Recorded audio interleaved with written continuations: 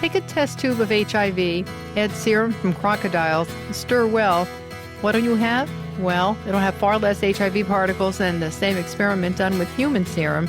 But what are we going to do with that? You're listening to Reach MD-XM 157, the channel for medical professionals. Welcome to the Clinicians Roundtable.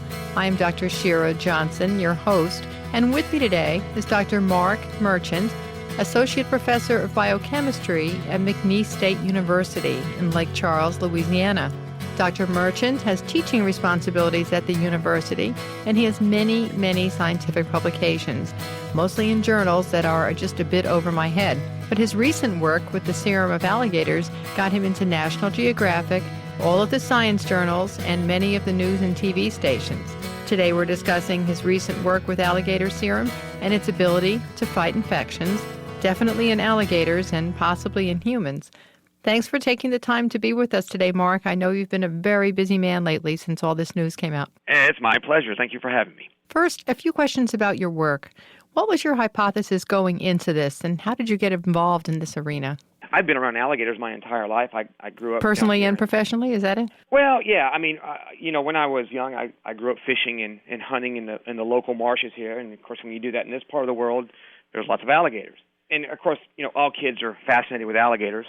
But what fascinates me today as a professional is a little bit different than what fascinated me when I was a kid. We're interested in their immune systems now. Alligators are very territorial animals. They engage in territorial fighting. They bite each other's limbs off, literally. Lots of very serious injuries, but despite the fact that they live in an aqueous marsh environment that harbor many potentially infectious microbes, these enormous wounds seem to heal without a lot of infection, and so that's very interesting to us. So what's the practical aspect of this? How does one get blood from an alligator? We go out at night. We shine a very powerful spotlight across the marsh. Like many animals, their eyes are highly reflective. We can see their eyes. Drive toward the alligator, slip a noose over its neck, tighten down, wear the animal down, get into the boat as soon as possible so as not to stress the animal, tape its mouth shut, and stick a needle in its neck and draw blood from the spinal vein. It's in the vertebral column. How long does it take to do all this? Depends on the size of the alligator. Obviously, we want to avoid injury to ourselves and to the animals. I will let an alligator roll around as long as it takes to get it tired. Anything under 4.5 feet, I'll just grab with my hands and drag it in the boat, and we can take their mouth shut immediately. And to draw a blood sample only takes a matter of a minute or two. A larger animal, obviously, we have to, with a noose, we have to let it roll around more, and it can take up to 10 minutes, but not more than that. Now, you have a team for this, right? Is this what graduate students get on board for? Not really. I don't let students handle alligators. I don't need that liability. No.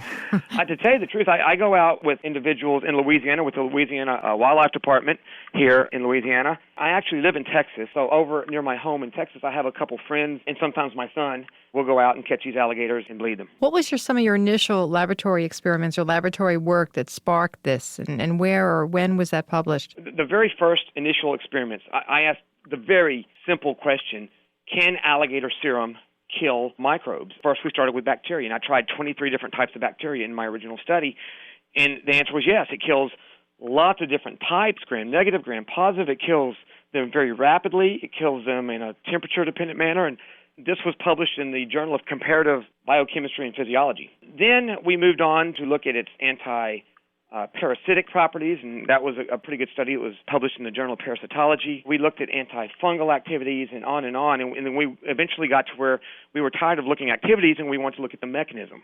So then we discovered through a series of a couple mechanistic studies that were published in various journals that the mechanism of antimicrobial activity of alligator serum is in fact the serum complement system. Not actually an antibody formation, right? Just to clarify, there are several different pathways for serum complement activation. The classical pathway, actually called the classical pathway, is antibody-antigen dependent.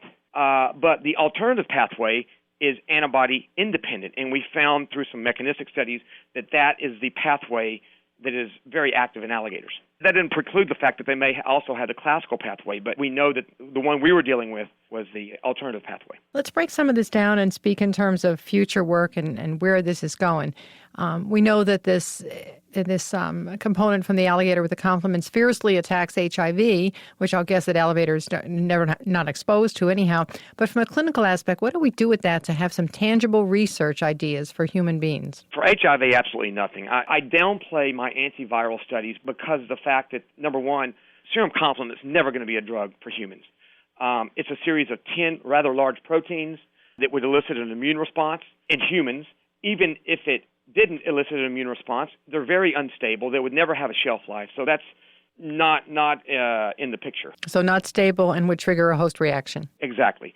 However, we are feverishly trying to isolate some small cationic proteins that I've shown are produced by their leukocytes. And we hope that these do have antiviral activities, antifungal and antibacterial activities, and we're hoping that maybe those might be good candidates for something to be used in a clinical setting. For those of you just joining us, you're listening to the Clinicians Roundtable on ReachMD XM 157, the channel for medical professionals. I am Dr. Shira Johnson, and I'm speaking with Dr. Mark Merchant, a biochemist at McNeese State University in Louisiana, who's done some very stimulating research with alligators. What about fungi? Your work showed it was reactive against fungi, and we know immunocompromised hosts succumb to fungi daily. Could you or other scientists see taking that aspect of the research a step further? Sure. We've shown that these extracts are very effective at killing Candida yeast in vitro now. We haven't done any in vivo studies. We've shown that it's fairly effective as an anti-Candida albicans agent, and we know that Candida albicans is a cause of lots and lots of nosocomial infections in the U.S., and so that would be exciting if we could do something about that. And what about MRSA? Very reactive against MRSA, which communities and hospitals are having problems with that right now in real time.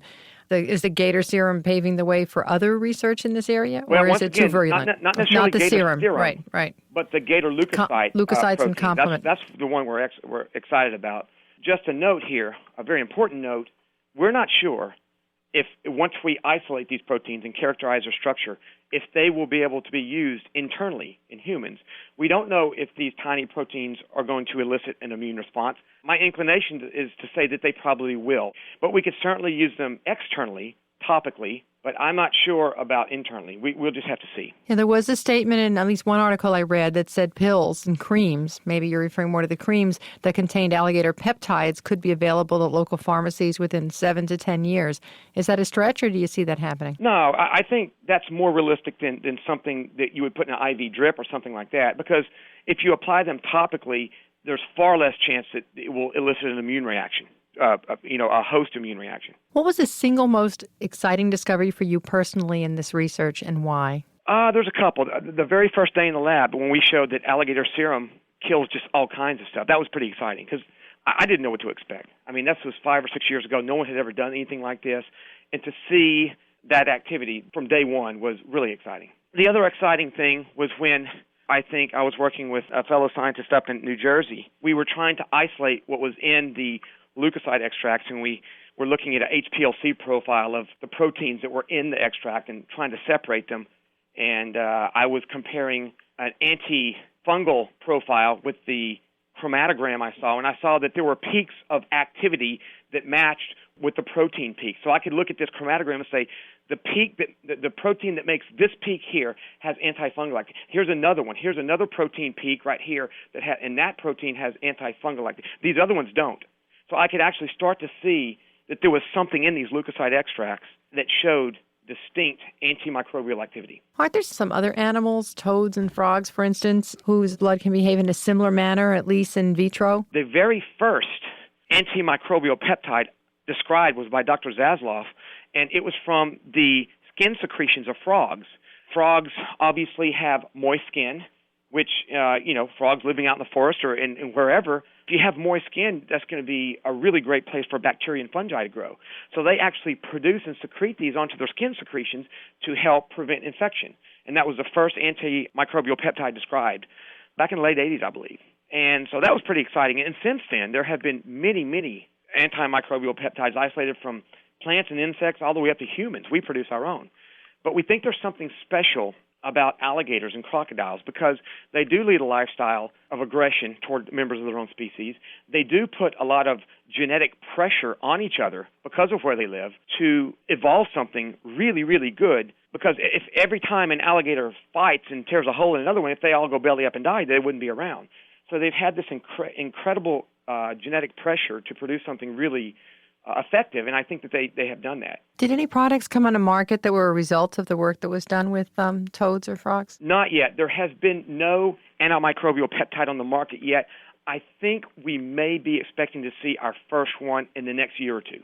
And that's not from you yet? No, not from me. None from crocodilian. I'm the only one working on the crocodilian thing right now. Where do you go to for funding? Is it going to be easier for you now to find funding? Do you think Big Pharma will be interested in the work that you're doing? Well, I have funding right now from the state of Louisiana. Once we actually isolate and start to describe the structure of these proteins, I believe then that maybe the pharmaceutical industry would be interested. I believe that maybe the National Institutes of Health and maybe the National Science Foundation might be interested as well. What's your take-home message for our audience? Take-home message.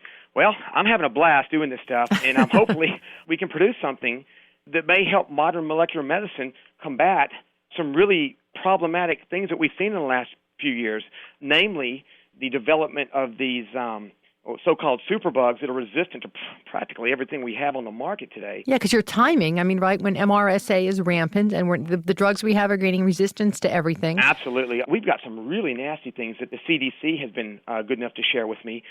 Things that are resistant to some Klebsiellas that are resistant to 17 or 20 different commonly used antibiotics. And it turns out that these leukocyte extracts are actually quite effective against these. So that's pretty exciting. The CDC gave these to you to work on. That's pretty exciting. Yeah. CDC is great. They're really, really good. And they gave you money with it, I hope, right? No. They gave me the bacterial strain. And then I actually asked them if they wanted to collaborate, but they said that they were really busy. So I said, well, I can do it myself. But they gave them to me, and we ran with it. And I'll be writing up that stuff for publication here pretty soon. Now, I just want to mention that these are in vitro tests. Right. In a Petri dish. These are not, by any stretch of the imagination, any kind of in vivo animal or human testing at all. No, we can't say that too often for our listening audience, but it's still tremendously exciting that you've been able to take these steps even in vitro. And no one goes straight to animals. Everybody, starts in vitro in a Petri dish. So that's where we are now, very early in the game, but pretty exciting stuff. Yeah, this came from an animal that's been around how long? How long has the alligator been around? Crocodilians in general have been around roughly 175 million years, 200 million years. Dr. Merchant, thank you for being my guest today. I thoroughly enjoyed you being on the show. Thank you so much. We've had Dr. Merchant here from Louisiana, and we've been discussing the potential breakthroughs in the infectious disease world through looking at the alligator serum or components from their blood. I am Dr. Shira Johnson. You've been listening to the Clinicians Roundtable on ReachMD-XM 157, the channel for medical professionals. To comment or listen to our full library of podcasts, visit us at reachmd.com. Thank you for listening.